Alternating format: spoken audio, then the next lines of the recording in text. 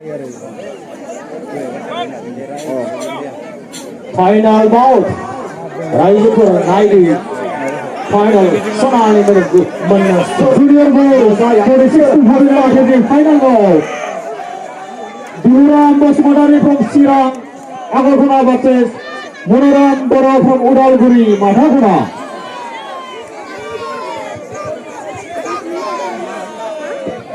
Sadi Aidasa. Gauri ऊपर से बना निकला निकला. Bye. Raijapur Naidu. Berasa apa tak? Gauri ऊपर से बना निकला. Junior bout. 53 kg ni kejarau. Final bout darah sakna thakai Sonali melatu ganda thakai gauni untuk beberapa judi dari langgar sudah menahayat sel. Lagi Aida sah berkhong noi, apa? Pin berkhong noi, lagi Aida sah, apa? Akai ko enggar nanga Sub-Junior ni Dibya Bora Udalguri Bagai Thebela Nuzafi Nangau Jelina Nadjare Udalguri Juri Thebela Nuzafi Nangau Ritika Limbu Sonekpur Juri Thebela Sodahi Lage Maya Lata Kornikar Burat Pramsina Juri Thebela Sodahi Lage Sub-Junior girls Maya Lata Kornikar Juri Thebela Sodahi Lage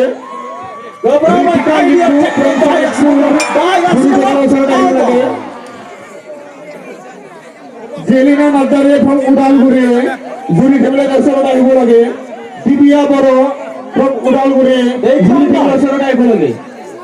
Derasa thakai Debrabai Judi gasunungo Awa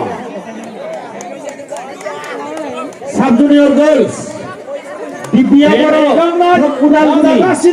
Juri Thebela Sodahi Lage Sanai gezirago menahayak Dibya Bora Udalguri Juri Thebela Lage Bati Aidasa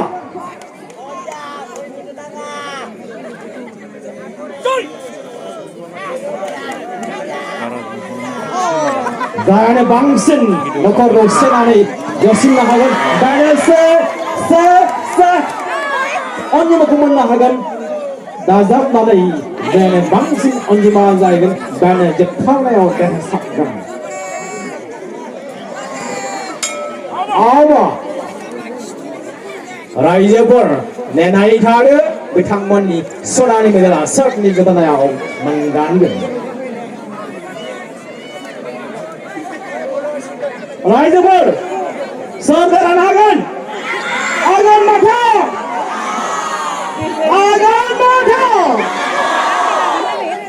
Sanjay 40 Agan Mata Saudara Agan Snavni 40 Agan Mata Saudara Agan Sari 40 Dan di sesam ni orang yang tanggung nak dia kerana ni mana Agan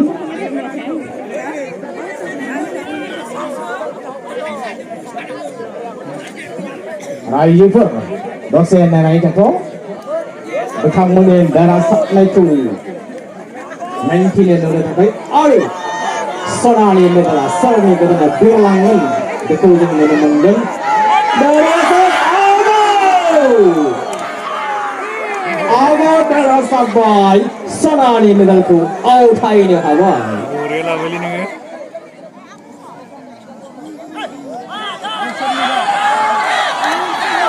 Awa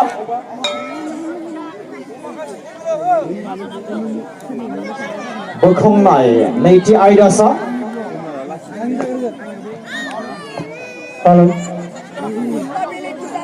Hello Udalguri District ni Pemelayan ini Sekretari Jaiwan Punggur Boro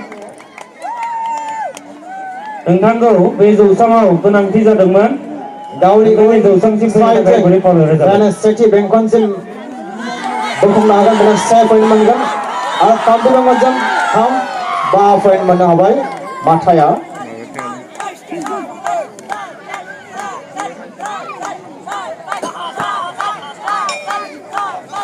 आवबा जानानै याव जेनायनि chance दं बांद्रायनाय बोनायाव जुदि हायोबासो देरहासिन माबाखौनो दानबाय स्टेपखौनो बिरिना कसारि उदालगुरि प्रिया बर' from Sonitpur सानैबो जुरि टेबोलाव फैनाय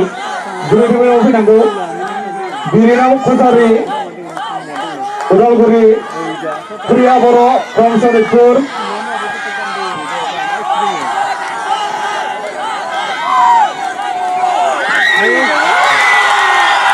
आवबा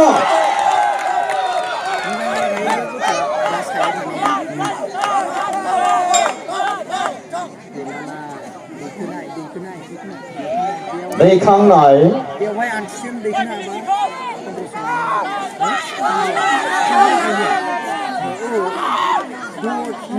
दैखांनो थाखाय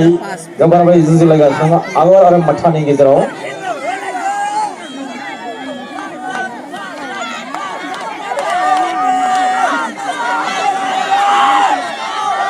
आवबा गोब्राबै जुजिलायदों नाथाय हायाखिसै सानैबो दैखांनो थाखाय आवबा नखर सेनाय गंसे नखरखौ आगर आरो माथानि गेजेराव जायनो बांसिन सेनानै लानो हागोन बेनो बांसिन अनजिमा मोनगोन आरो जोबथारनायाव बेनो देरहासारनो हानाय जागोन गोब्राबै जुजिलायदों गंसे नखरखौ मोननो थाखाय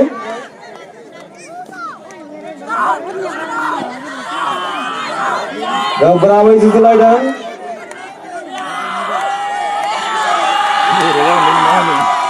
माथाया मोननो हानानै दङ नेक्स्ट राउन्ड साब junior boys 26 to 59 kg category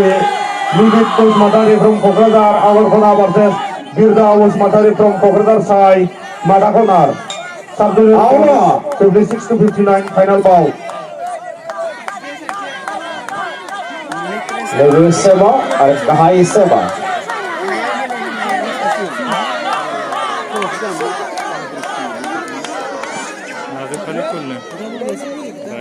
रायजोफोर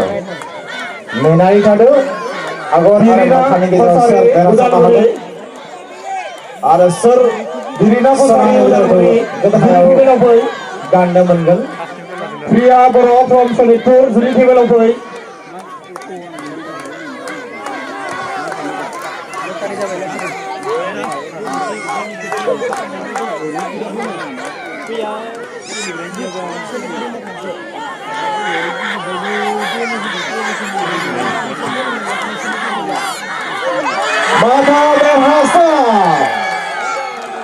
माहाया सनानि मेडेलखौ गोदोनायाव गाननो मोनसिगोन आरो माबोरै बोलोखौ फोरानो हायो नैबे खमलायनाय आरो गेलेनायनि गेजेरजों गावखौ सांग्रांथि लानो हायो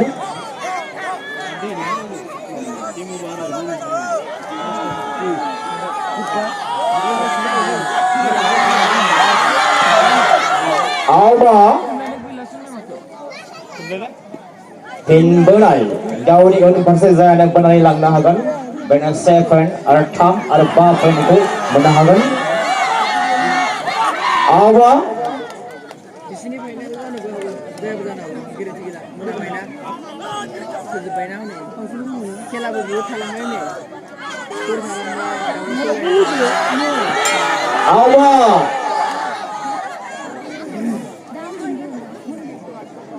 बोखावनाय नैथि आयदासा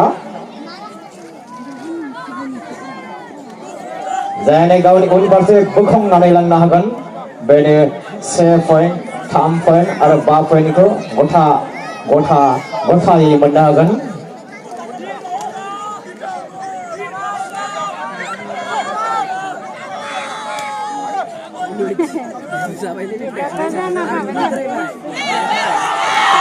गोब्राबै जुजिलायदों आगर आरो माथानि गेजेराव माथाया मोनबाय 5 पॉइंट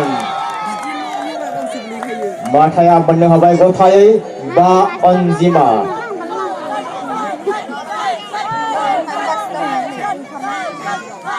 फिन बोखांनाय आवबा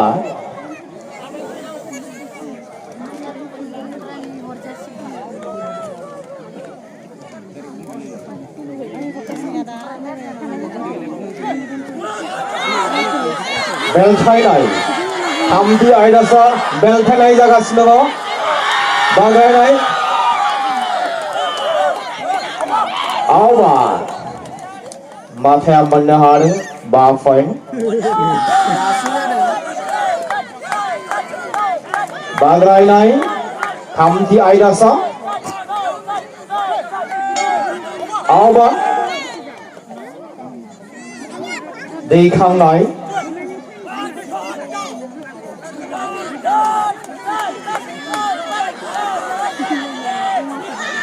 गावजों समान लेरफायखौ दैखांनो थाखाय नाजागासिनो दङ next round 42 to 51 kg category sub-junior girls दैखोनो गोब्राब हिरिना कसारि उदालगुरि आवबा versus दैखोनो हायाखिसै प्रिया बर' from सनितपुर मादाखना हिरिना कसारि उदालगुरि आगरखना बाजार सियासा बर' सनितपुर मादाखना सांग्रां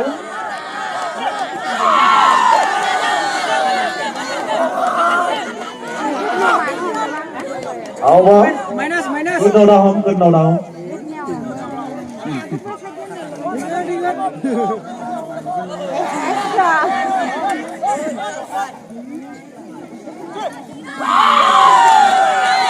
माथाया पॉइंटखौ मोननो हागासिनो दङ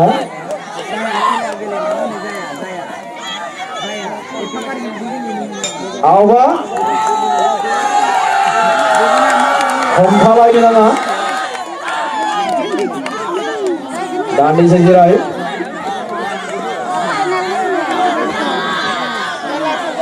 जनातन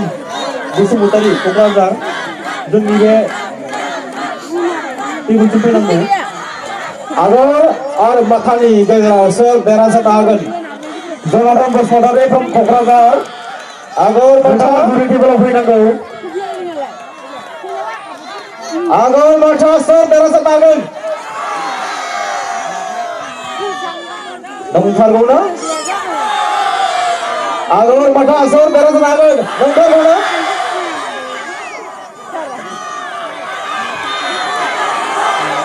सोर देरहासार हागोन रायजो नंथारगौ ना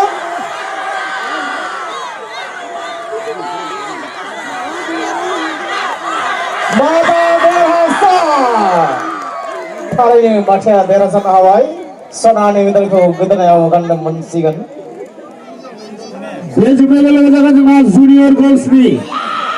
junior girls 46 to 49 kg category आखाइदा हगोन junior girls 44 to 49 kg category final bout Ruksa Boro' from Udalguri versus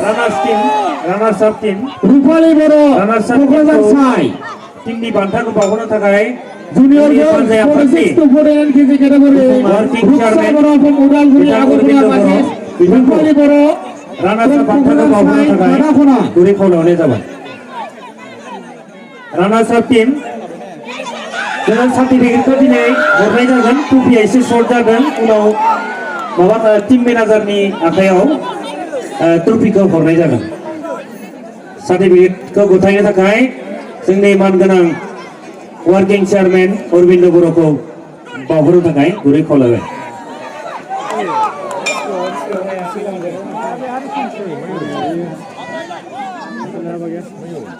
बारहुंखा मोसाहारि from क'क्राझार जुरि टेबोलाव नुजाफैनांगौ बेनि उनाव सेनास दैमारि from सनितपुर जुरि टेबोलाव नुजाफैनांगौ बारहुंखा मोसाहारि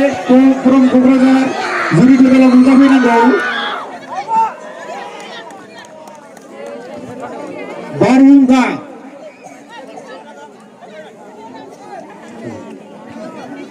बिनि उनाव साबायखर बिथांनिसिम बिनि उनाव दारिया फान्थाल गार्ल्स ग्रुप उइनार टटलापारानिनो कबिता बर' निहा बर' अनजालि बर' हिमाश्री बर' दैमाश्री बर' आरो जुलिमा बर' दा बान्थाखौ बावहरगोन जोंनि मेथाइ खनगिरि आर्टिस्ट बिथां फुकन बर' आं बिथांखौ बान्थाखौ बावहरनो थाखाय गुरै खावलायहरनाय जाबाय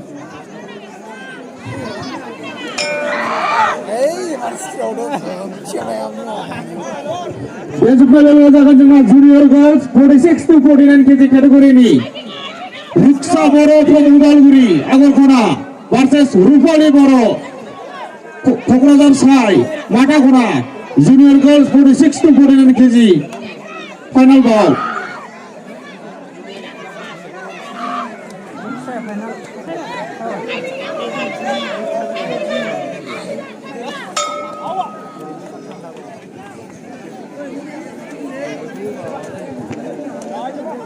बे समाव जोङो जोंनि गेजेराव आलासि सानै सफैदों बिथांमोनखौ सिनायथि होनो नागिरदों बिथांमोनानो जाहैबाय डिमाकुसि आन्चलिक कमिटि एबसुनि आफादगिरि मानगोनां आफादगिरि बिथां मनज बसुमतारी बिथांखौ दान्दिसे सम सिखारनानै गावनि सिनायथिखौ होनो थाखाय गुरै खावलायनाय जाबाय साबायखर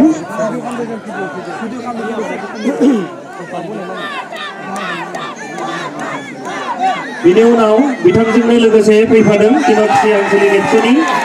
डिप्युटि सेक्रेटारि बिथाङानो जाहैबाय मानगोनां बाबुल बर' बिथांखौ गावनि सिनायथिखौ लानो थाखाय गुरै खावलायनाय जाबाय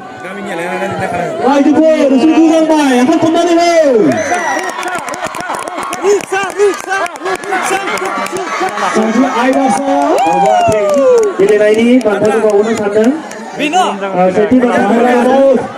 रन्जन बर' उदालगुरिनि आरो नैथि बान्थाखौ मोननो हादों सन्जित ब्रह्म आरो थामथि बान्थाखौ मोननो हादों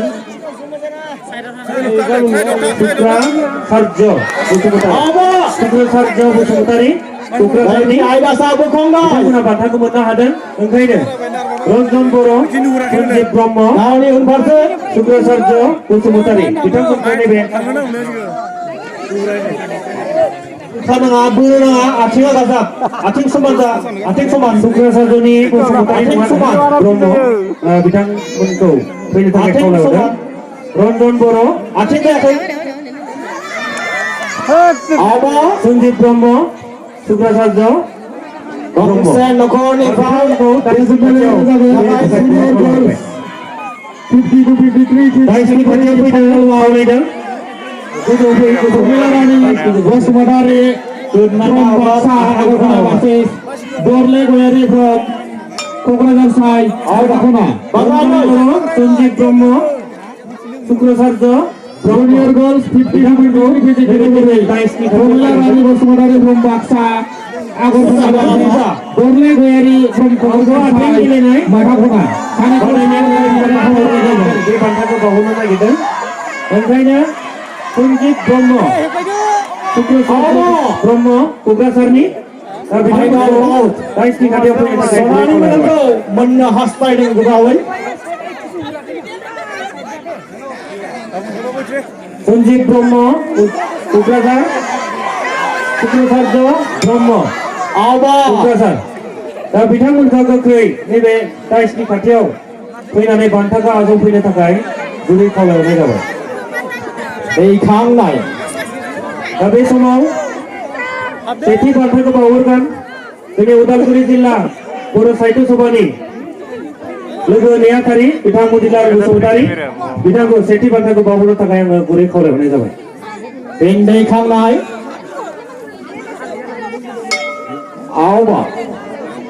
दावबो आथिं गेलेनायनि सेथि बान्था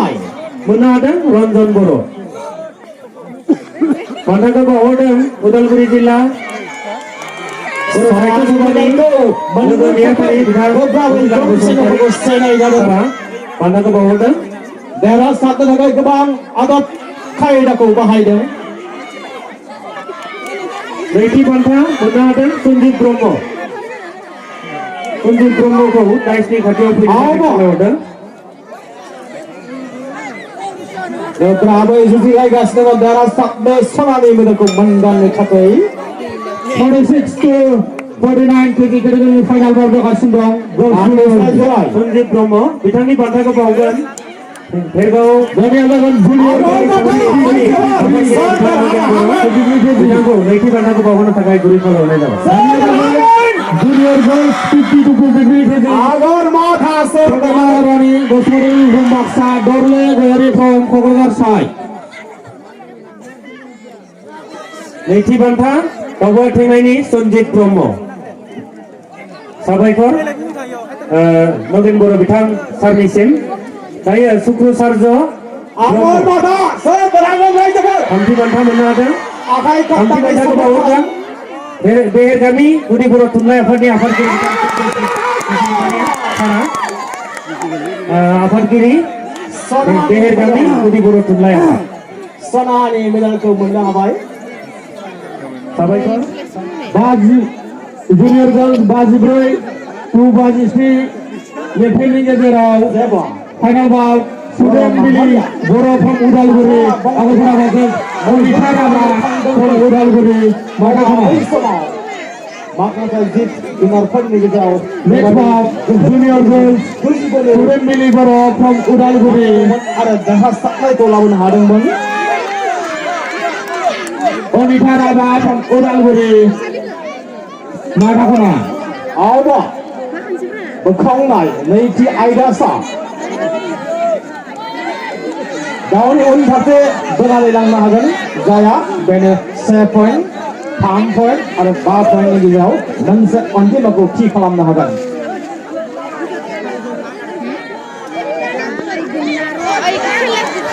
बिदिनो नायख' आवबा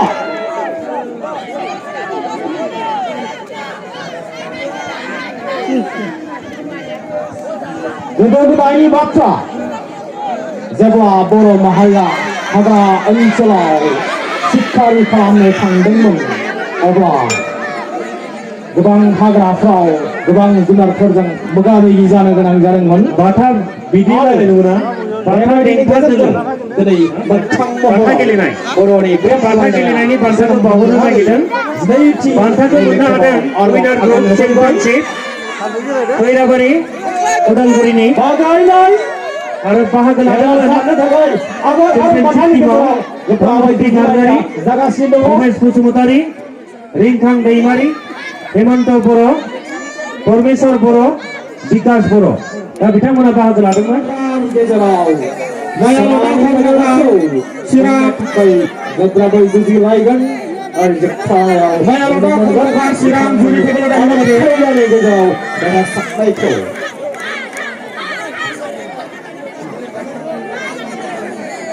देरहासारनो थाखाय आदब खायदानि गोनांथि दङ रायजोफोर बोलो बाहायनानै जाया बानजायाफोरनि मानगोनां रिप्लेसमेन्ट आरसि बिथांमोना फैनांगौ बिथांमोनखौ बोजाव नागिरनाय जादों मानगोनां बानजायाफोरनि बोजानानै रिप्लेसमेन्ट आरसि हानानै दङ बिथांखौ जौसाङाव नागिरनाय जादों Awa Bata Bokongai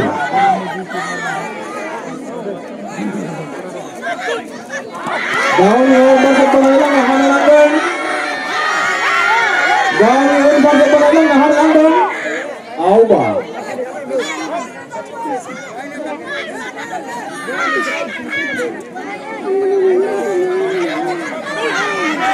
Bokongai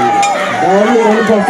Zanar penailang Hagan Bani daerah Saknai Onjimaku Mendahagan Bagrai lain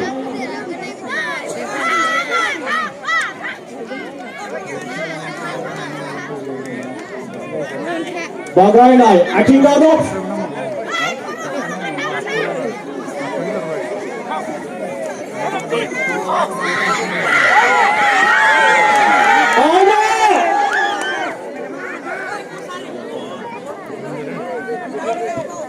Pinsangrang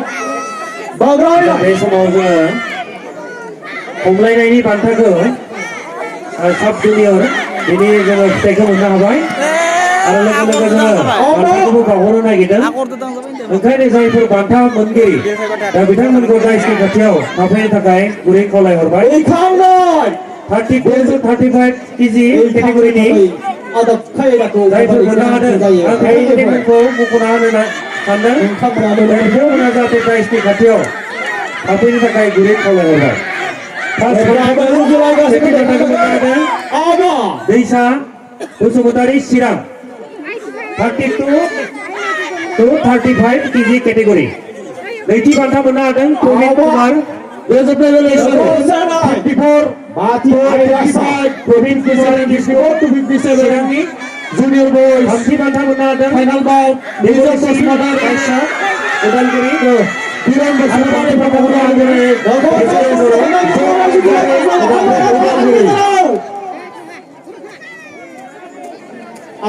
दा बे समाव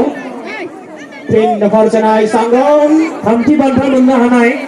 सानैखौबो फैनो थाखाय बे जौसाङाव फैनो थाखाय गुरै खावलायहरदों देबरसि आरो दीपजन बर' उदालगुरि सानैबो उदालगुरिनि माइनास मोनथाम थांबाय Benjangla Alba बान्थाखौ बावहरगोन जोंनि उदालगुरि जिल्ला बर' थुनलाइ आफादनि लेङाइ नेहाथारि बिथां मतिलाल बसुमतारी बिथांखौ थामथि बान्था मोननो हानाय देबरसि काश्यप आरो दीपजन बर'नि बावहरनो थाखाय गुरै खावलायहरनाय जाबाय from Udalguri Matakona 35 kg final bout देबरसि Kashyap आरो दीपजन बर' सानैबो उदालगुरिनि Agor Bataso Derasan Agen Level Guria देबरसि Kashyap Level Guria Agor Bata So Derasan Agen Level Guria देबरसि आरो दीपजन Also for God is not out of the only Derasan Agen Level Guria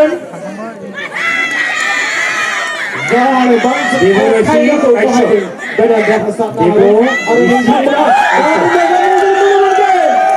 Kashyap Udalguri सानैबो Mata Derasa Sonani medal ku menabai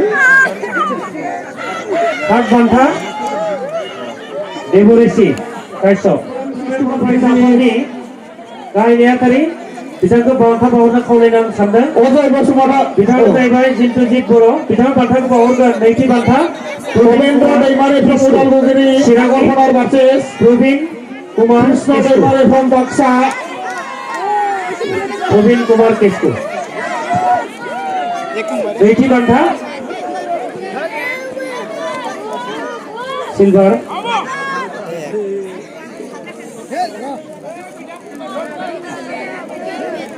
आरो सेथि बान्था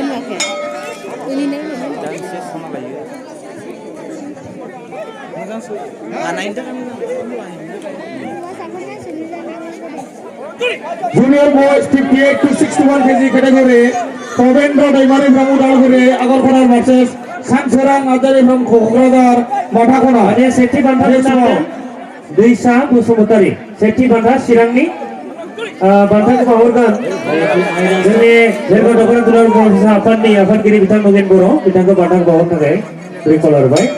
दैसा बसुमतारी चिरां Bagrai 32 to 35 kg category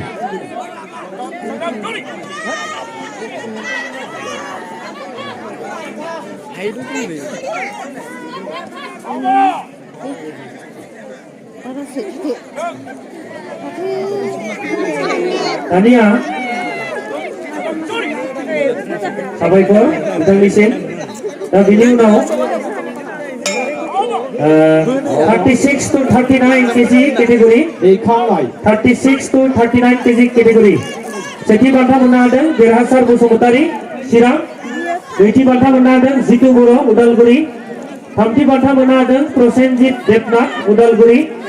थामथि बान्था मोननो हादों अनुराग काश्यप उदालगुरि दा बिथांमोनखौ नैबे जौसांनि खाथियाव थाफैनो थाखाय गुरै खावलायहरनाय जाबाय प्रसेनजित देबनाथ उदालगुरि आरो अनुराग काश्यप उदालगुरि दङब्ला बे स्टेजआव फैनो थाखाय खावलायदों थामथि बान्था मोननो हानाय प्रसेनजित देबनाथ आरो अनुराग काश्यप Junior girls बान्थाखौ लांफैनो थाखाय गुरै खावलायहरबाय Dibika Bosumata from Udalguri Juri Tebela Muzafinago Prasenjit Kashyap Prasenjit Debnath आरो अनुराग Kashyap Juri Tebela Dasi Ahibolage Ponsumi Nadare Kokradar Sai Juri Tebela Muzafinago Dibika Boro from Udalguri Juri Tebela Prasenjit Muzafinago Debnath आरो अनुराग काश्यपनि बान्थाखौ बावहरगोन जोंनि बेरगामि गुदि बर' थुनलाइ आफादनि आफादगिरि बिथां सन्तोष कुमार बसुमतारी बिथांखौ बान्थाखौ बावहरनो थाखाय गुरै खावलायनाय जाबाय। प्रसेनजित देबनाथ आरो अनुराग काश्यप।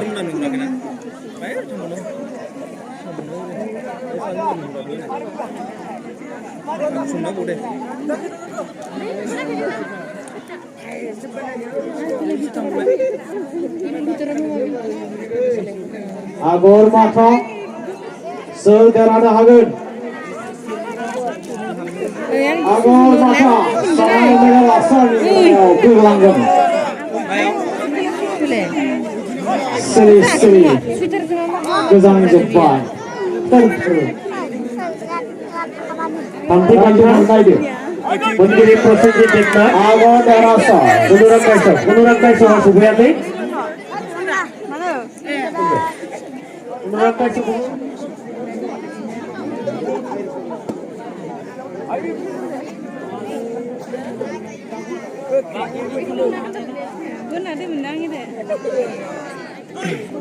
देरहासार बसुमतारी।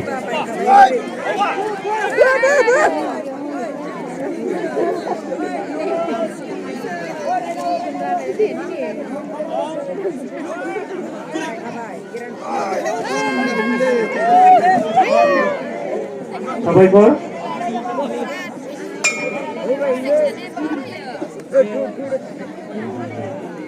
बेनि उनाव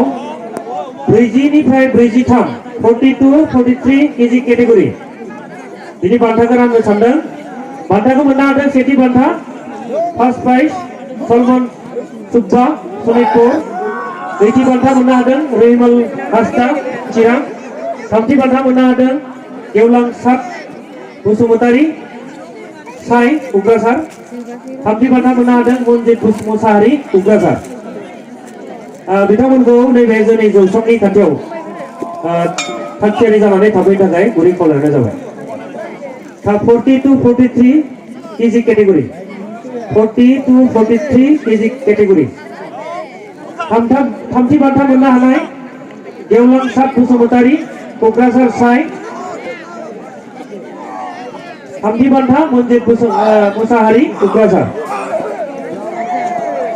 बान्थाखौ बावहरदों जोंनि उदालगुरि इन्डिजिनियास गेम्सनि लेङाइ आफादगिरि बिथां आदानजारा बसुमतारी बिथांखौ थामथि बान्थाखौ बावहरनो थाखाय गुरै खावलायनाय जाबाय।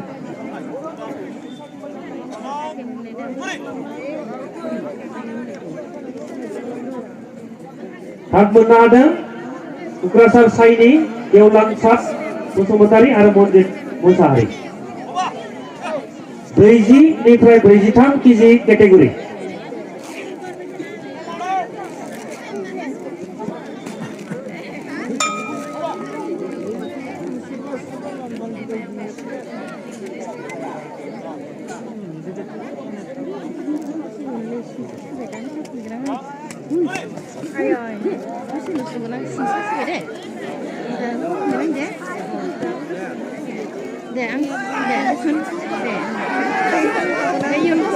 साबायखर।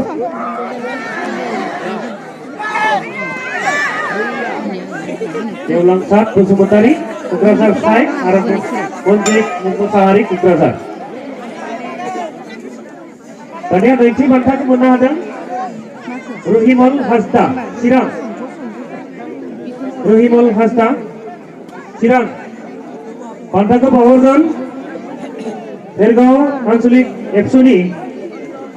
एडुकेसन सेक्रेटारि देरफुं बर' बिथांखौ बान्थाखौ बावहरनो थाखाय गुरै खावलायनाय जाबाय। रहिमल हासदा चिरांनि।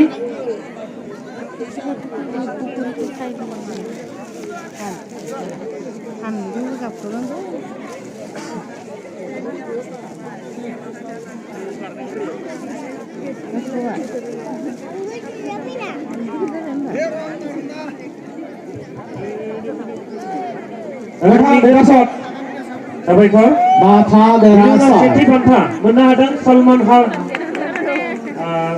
सुब्बा सनितपुरनि सलमान सुब्बा जोंनिनो बाहागो लादोंमोन। बिनि उनाव जागोन बिस्रां दैमारि जोंसार नार्जारि ओमफ्राय फार्स्ट जुनियर गर्ल्स आफायदा जुबिका बसुमतारि from क'क्राझार साइ नागाखना भार्सेस बसुमतारि साहुल बसुमतारि आरो बिशाल बनस्रि दैमारि बर' from उदालगुरि माथाखना बिथांमोना रानार्स आप जानो हादों साला जोंखौ कुप्पा खालामबाय राङा साबसिन सोरनोबा हरबाय सत्रा चला बुजादनै जों रायजोफोरनि मददथिनावनो खमलायग्राया जोबोद बोलो मोनगोन ओंखायनो जेमान हायो बोलो होफानांगौ ओ मा गो तोर पानी पानी ए गोलामे नाइजार बेरे Andra pakain din kita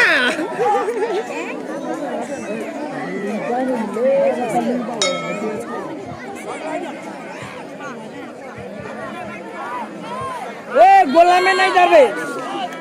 पकाइन दे ओए डिंगी में नहीं जाबे रे हंते मंद्रे बरिया 5 पॉइन्ट मोननो हादों बांलायनाय बिदि बिखंखौ फोनांनो हायोब्लानो हायाव 5 पॉइन्ट मोनो हिचके राख बेरे चक्रे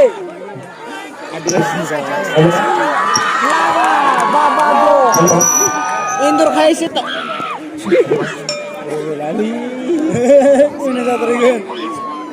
दिखांनाय हेलो